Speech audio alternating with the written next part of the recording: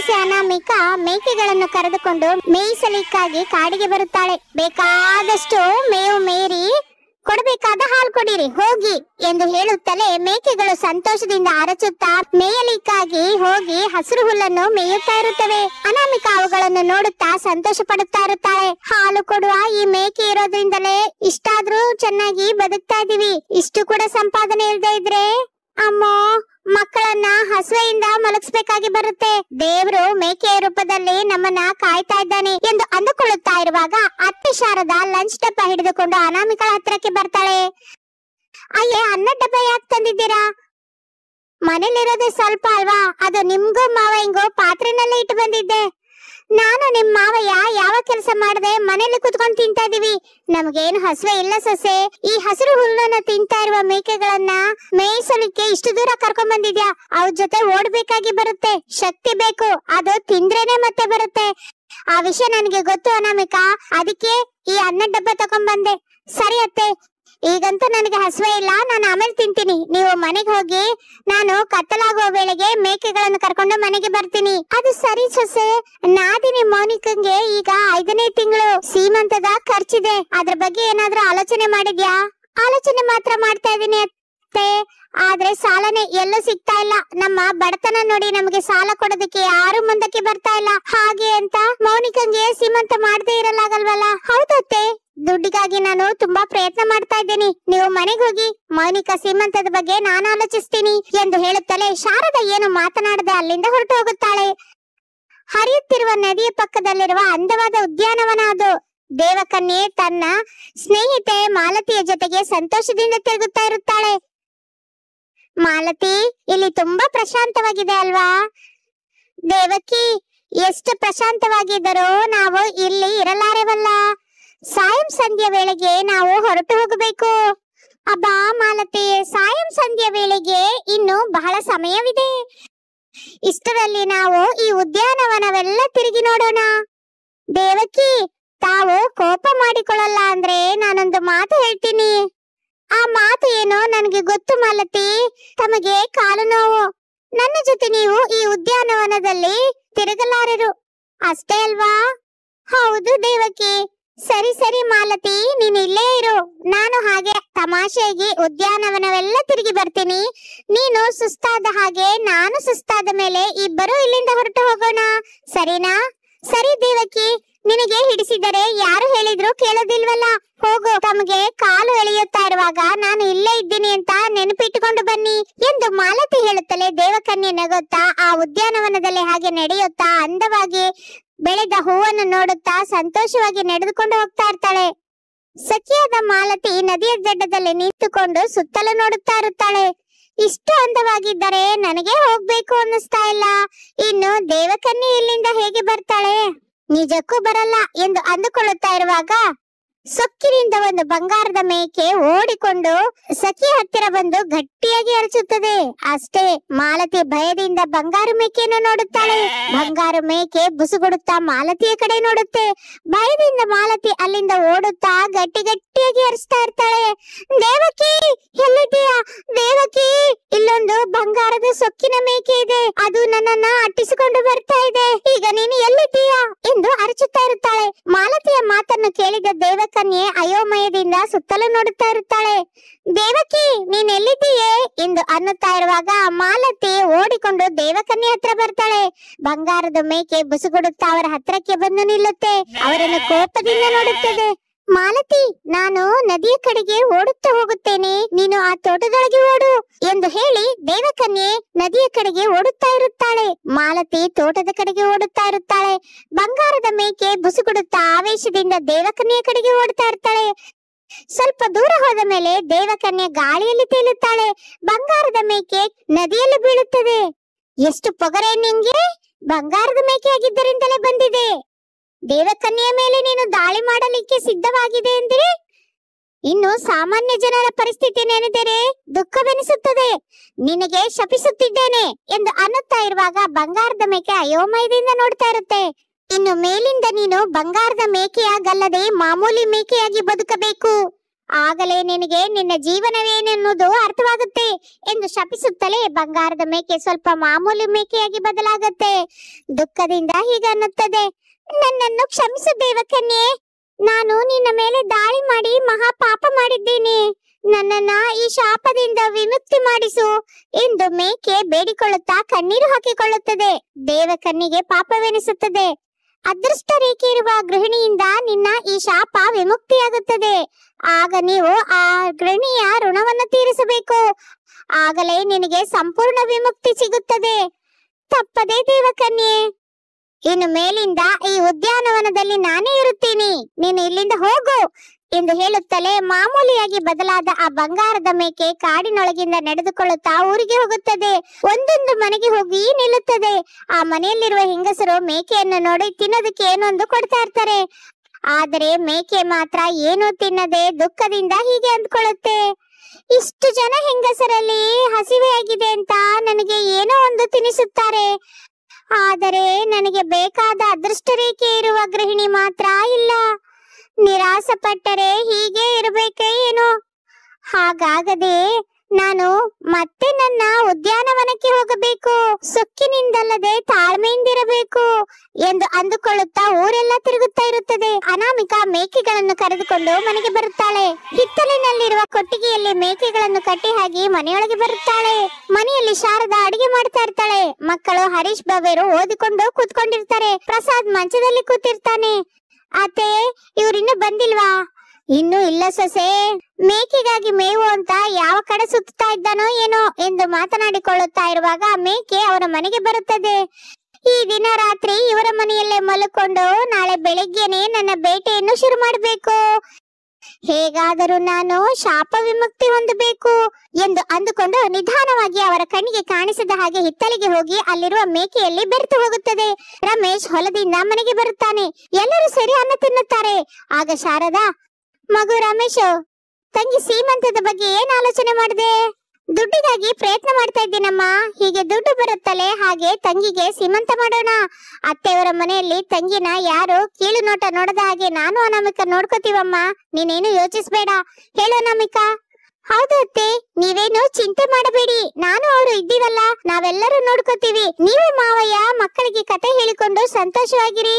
ನಿನ್ನ ಮೇಲೆ ನನಗೆ ನಂಬಿಕೆ ಇದೆ ಸೊಸೆ ಎಂದು ಮಾತನಾಡಿಕೊಳ್ಳುತ್ತಾ ಇರುತ್ತಾರೆ. ಸ್ವಲ್ಪ ಸಮಯದ ನಂತರ ಮಕ್ಕಳ ಜೊತೆ ಸೇರಿ ಶಾರದಾ ಪ್ರಸಾದರು ಮಲಗುತ್ತಾರೆ. ಹಿತ್ತಲಿನಲ್ಲಿ ರಮೇಶ್ ಅನಾಮಿಕರು ಕೂತ್ಕೊಂಡು ಮೌನಿಕಾ ಸೀಮಂತದ ಬಗ್ಗೆ ಬೇಕಾದ ದುಡ್ಡಿನ ಬಗ್ಗೆ ಆಲೋಚಿಸುತ್ತಾ ಇರುತ್ತಾರೆ. ಇನ್ನು ಮಾರನೇ ದಿನ ಈ ಮನೆಯವಳ ಹತ್ತಿರ ಅದೃಷ್ಟ ರೇಖೆ ಇದ್ದರೆ ಚೆನ್ನಾಗಿರ್ತಾ ಇತ್ತು. ನಾನು ಬಂಗಾರದ ಮೇಕೆಯಾಗಿ ಬದಲಾಗಿ ಇವರಿಗೆ ಬಂಗಾರದ ಹಾಲು ಕೊಡ್ತಾ ಇದ್ದೆ. ಆ ಬಂಗಾರದ ಹಾಲನ್ನು ಮಾರಿಕೊಂಡು ಎಲ್ಲ ಖರ್ಚುಗಳನ್ನು ತೀರ್ಸ್ಕೊತಾ ಇದ್ರು, ಸಂತೋಷವಾಗಿ ಇರ್ತಾ ಇದ್ರು ಎಂದು ಅಂದುಕೊಳ್ಳುತ್ತಾ ಇರುವಾಗ ಅನಾಮಿಕಾ ಮೇಕೆಗಳ ಹತ್ತಿರ ಬರುತ್ತಾಳೆ. ಹೊಸ ಮೇಕೆ ಕಾಣಿಸುತ್ತದೆ. ಅರೆ, ಈ ಮೇಕೆ ಯಾರದ್ದು? ನಿಜಕ್ಕೂ ಎಲ್ಲಿಂದ ಬಂತು ಎಂದು ಅಂದುಕೊಳ್ಳುತ್ತಾ ಇರುವಾಗ ಆ ಮೇಕೆಯನ್ನು ನೋಡುತ್ತಾಳೆ. ಅದು ಬಹಳ ಮುದ್ದಾಗಿ ಕಾಣಿಸುತ್ತದೆ. ಪ್ರೇಮದಿಂದ ಅನಾಮಿಕಾ ಮೇಕೆಯ ತಲೆ ಮೇಲೆ ಕೈ ಇಡುತ್ತಾಳೆ. ಅಷ್ಟೇ, ಮಾಮೂಲಿ ಮೇಕೆ ಈಗ ಬಂಗಾರದ ಮೇಕೆಯಾಗಿ ಬದಲಾಗುತ್ತದೆ. ಅನಾಮಿಕಾ ಆಶ್ಚರ್ಯದಿಂದ ನೋಡುತ್ತಾಳೆ. ಬಂಗಾರದ ಮೇಕೆ ಸಂತೋಷ ಪಡುತ್ತಾ ಹೀಗೆ ಉತ್ತರ ಹೇಳುತ್ತದೆ, ಭಯಪಡಬೇಡ ತಾಯಿ, ನಾನು ನಿಜವಾದ ಬಂಗಾರದ ಮೇಕೆ. ನಿನಗಿರುವ ಅದೃಷ್ಟದ ರೇಖೆಯಿಂದ ನನ್ನ ಶಾಪ ನನ್ನನ್ನು ಬಿಟ್ಟು ಹೊರಟು ಹೋಗಿದೆ. ಅದಕ್ಕೆ ನಾನು ಈಗ ಬಂಗಾರದ ಮೇಕೆಯಾಗಿ ಬದಲಾಗಿದ್ದೀನಿ ಎಂದು ಬಂಗಾರದ ಮೇಕೆ ಹೇಳುತ್ತಲೇ ಅನಾಮಿಕಾ ಸಂತೋಷ ಪಡುತ್ತಾಳೆ. ಬಹಳ ಸಂತೋಷ, ನನ್ನಿಂದ ಶಾಪ ವಿಮುಕ್ತ ಆಗಿದೆ. ಇನ್ನು ನೀನು ಇದಕ್ಕೂ ಮೊದಲು ಎಲ್ಲಿಂದ ಬಂದೆಯೋ ಅಲ್ಲಿಗೆ ಹೊರಟು ಹೋಗು. ಇಲ್ಲ ಇಲ್ಲ, ನನ್ನನ್ನು ಶಾಪ ವಿಮುಕ್ತಿ ಮಾಡಿದ್ದೀರಾ. ನಿಮಗಾಗಿ ಏನೋ ಒಂದು ಮಾಡಬೇಕು.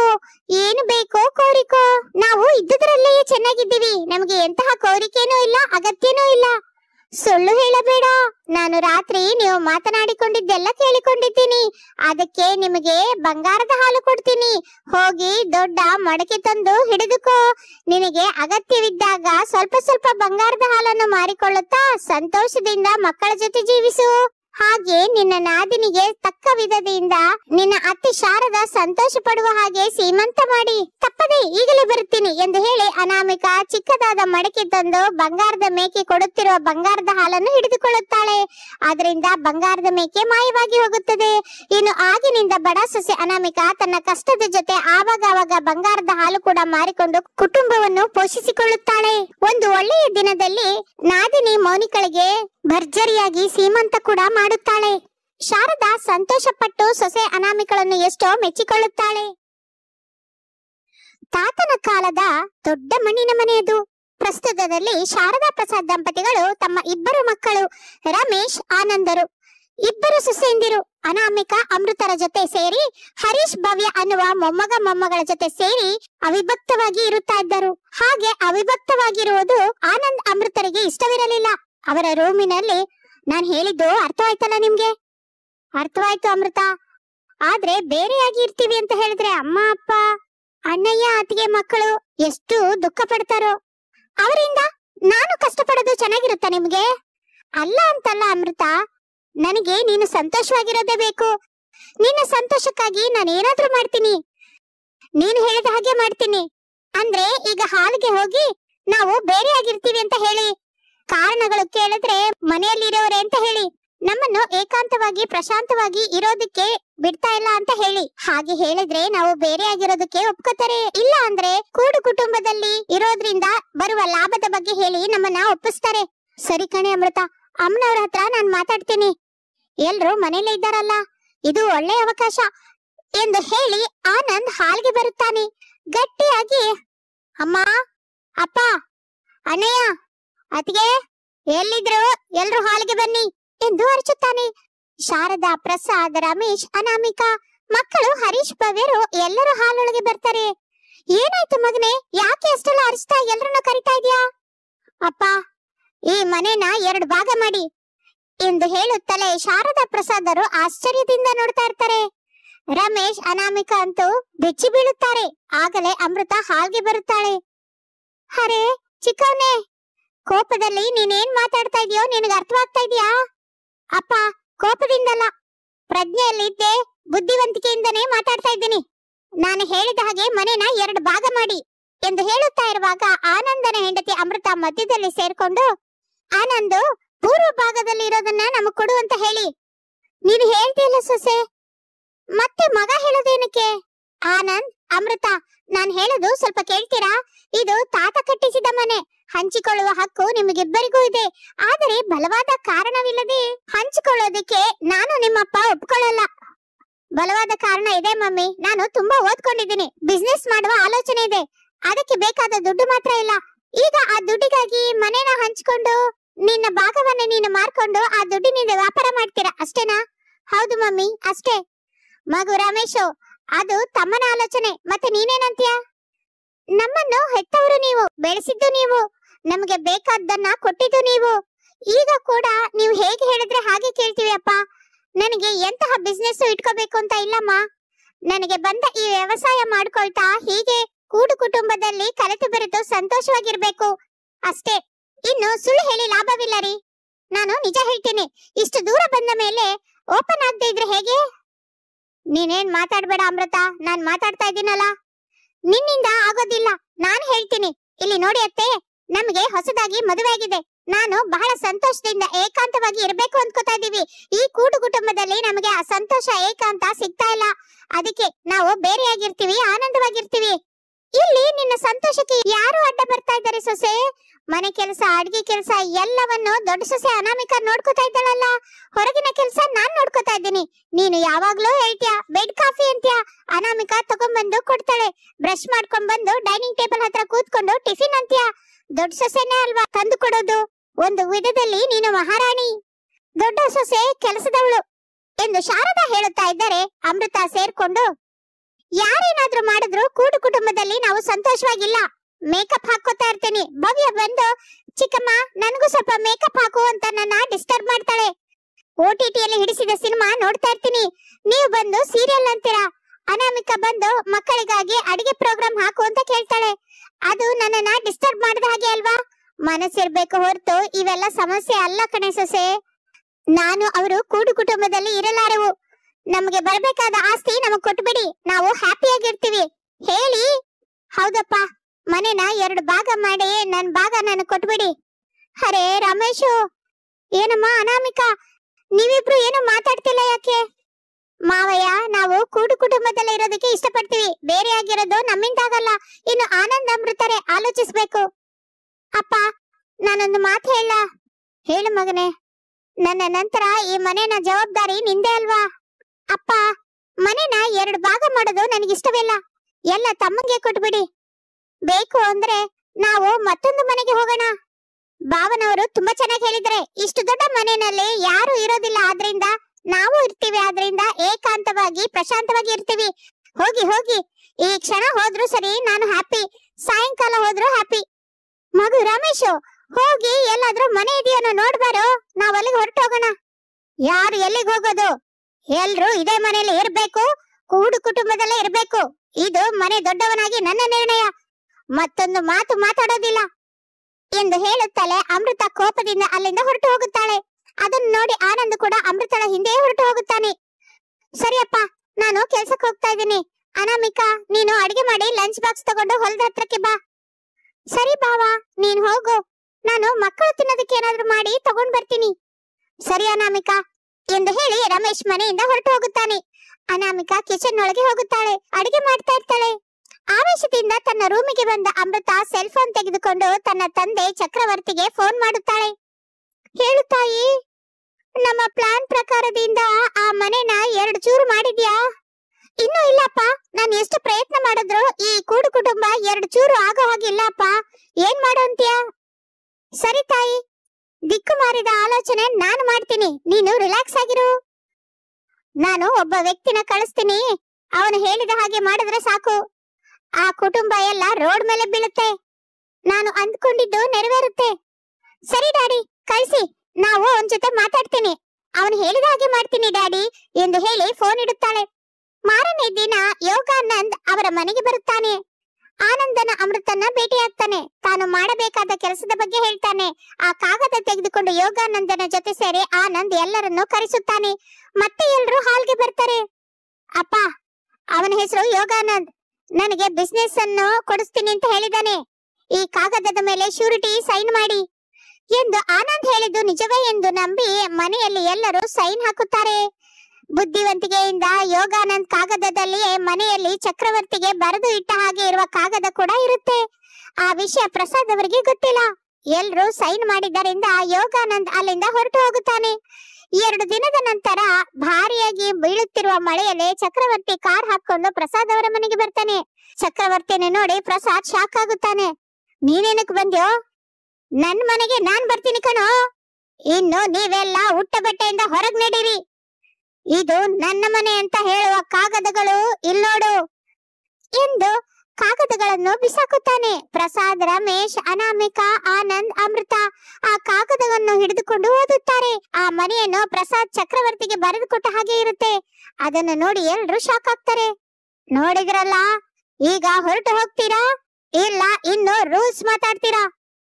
ಅರೆ, ನಮ್ಮ ಮಧ್ಯದಲ್ಲಿರುವ ಸ್ನೇಹವನ್ನು ಅತ್ಯಾಸೆಗೆ ಹೋಗಿ ದೂರ ಮಾಡ್ಕೊಂಡಿದ್ದು ನೀನು ಕಣೋ. ಮತ್ತೆ ಇಷ್ಟು ವರ್ಷಕ್ಕೆ ಯಾವ ಮುಖ ಇಟ್ಕೊಂಡು ಬಂದೆ? ನಿನ್ ಜೊತೆ ಮಾತಾಡೋ ಅವಕಾಶ ಸಮಯ ಈಗ ನನ್ಗೆ ಇಲ್ಲ. ಮರ್ಯಾದೆಗೆ ಹೊರಟು ಹೋಗಿ, ಇಲ್ಲ ಅಂದ್ರೆ ಪೊಲೀಸರನ್ನ ಕರೆಸ್ತೀನಿ. ಹೋಗ್ತೀನೋ ಚಕ್ರವರ್ತಿ, ಆದ್ರೆ ನೀನು ಮಾಡಿದ್ದಕ್ಕೆಲ್ಲ ಅನುಭವಿಸ್ತೀಯ, ಬನ್ನಿ ಎಂದು ಹೇಳಿ ಎಲ್ಲರೂ ಸೇರಿ ಹೊರಗೆ ಬರುತ್ತಾರೆ. ಅಮೃತ, ಆನಂದ್ ಮಾತ್ರ ಒಳಗಡೆಗೆ ಇದ್ದು ಬಿಡುತ್ತಾರೆ. ನಿಮಗೆ ಬೇರೆ ಹೇಳ್ಬೇಕಾ? ಹೊರಗೆ ಹೋಗಿ. ಅಪ್ಪ, ನನ್ನನ್ನು ಅವನು ಕೂಡ ಹೊರಗೆ ಕಳಿಸ್ತಾ ಇದ್ಯಾ? ಹೌದು, ಕಳಿಸ್ತಾ ಇದ್ದೀನಿ ಅಮೃತ. ನನಗೆ ಈ ಮನೆ ಬೇಕು, ಅದಕ್ಕೆ ನಿನ್ನನ್ನು ಇವನನ್ನು ಚಕ್ರವರ್ತಿ ಮಗಳು ಅಮೃತಳನ್ನು ಅಳಿಯ ಆನಂದನನ್ನು ಕೂಡ ಹೊರಗೆ ತಳ್ಳುತ್ತಾನೆ. ಇಬ್ಬರು ಅಳುತ್ತಾ ಅನಾಮಿಕಾ ಅವರ ಜೊತೆ ಮಳೆಯಲ್ಲಿ ನೆನೆಯುತ್ತಾ ಇರುತ್ತಾರೆ. ಅಮೃತ, ಈಗಲಾದ್ರೂ ನಿಮ್ ತಂದೆ ಮಾಡಿದ ಮೋಸ ಅರ್ಥವಾಯ್ತಲ್ಲ. ಅದಕ್ಕೆ ತಾಯಿ, ನಾನು ಅವನ ಜೊತೆ ಸ್ನೇಹನ ಬಿಟ್ಬಿಟ್ಟೆ. ಈ ಮನೆಯ ಮೇಲೆ ಅವನ ಕಣ್ಣು ಯಾವತ್ತಿಂದನೋ ಇದೆ. ನನ್ನನ್ನು ಹೀಗೆ ಮೋಸ ಮಾಡ್ಬೇಕು ಅಂತ ನೋಡಿದ್ದಾನೆ. ಆದ್ರೆ ನಾನು ಎಚ್ಚೆತ್ತುಕೊಂಡಿದ್ದೀನಿ, ತಿಳ್ಕೊಂಡಿದ್ದೀನಿ. ಇವನ ದುರಾಸೆ ಬುದ್ಧಿನ ಬೈದೆ. ಈಗ ನಿನ್ನನ್ನ ಅಡ್ಡ ಇಟ್ಟುಕೊಂಡು ಮಳೆಯಲ್ಲಿ ನಮ್ಮ ಕೂಡು ಕುಟುಂಬವನ್ನು ಮುರಿದು ಹಾಕಿದ್ದಾನೆ. ಸಾರಿ ಮಾವಯ್ಯ, ನಮ್ಮಪ್ಪ ಇಷ್ಟು ಮೋಸ ಮಾಡ್ತಾರೆ ಅಂತ ನಾನು ಅನ್ಕೊಂಡಿರ್ಲಿಲ್ಲ. ಈಗ ತಿಳಿತಲ್ಲಮ್ಮ, ಇನ್ನು ಮೇಲಾದ್ರೂ ಎಲ್ರೂ ಕಲಿತು ಬೆರೆತು ಸಂತೋಷದಿಂದ ಇರೋಣ ತಾಯಿ ಎಂದು ಹೇಳಿ ಅವರನ್ನು ಕರೆದುಕೊಂಡು ಹಳೆ ಮನೆಗೆ ಹೊರಟು ಹೋಗುತ್ತಾನೆ ಪ್ರಸಾದ್. ಹಾಗೆ ದಿನಗಳು ಕಳೆಯುತ್ತಾ ಇರುತ್ತದೆ. ಚಕ್ರವರ್ತಿಗೆ ಸ್ವಲ್ಪ ದಿನಕ್ಕೆ ತಾನು ಮಾಡಿದ ತಪ್ಪೇನೋ ತಿಳಿಯುತ್ತದೆ. ಪ್ರಸಾದನ್ನ ಬೇಡಿಕೊಳ್ಳುತ್ತಾನೆ. ತಿರುಗಿ ಅವರ ಮನೆಯನ್ನು ಅವರಿಗೆ ಕೊಡುತ್ತಾನೆ. ಇನ್ನು ಅವರ ಹಳೆ ಮನೆಯಲ್ಲಿ ಎಲ್ರೂ ಕಲಿತು ಸಂತೋಷದಿಂದ ಜೀವಿಸುತ್ತಾ ಇರ್ತಾರೆ.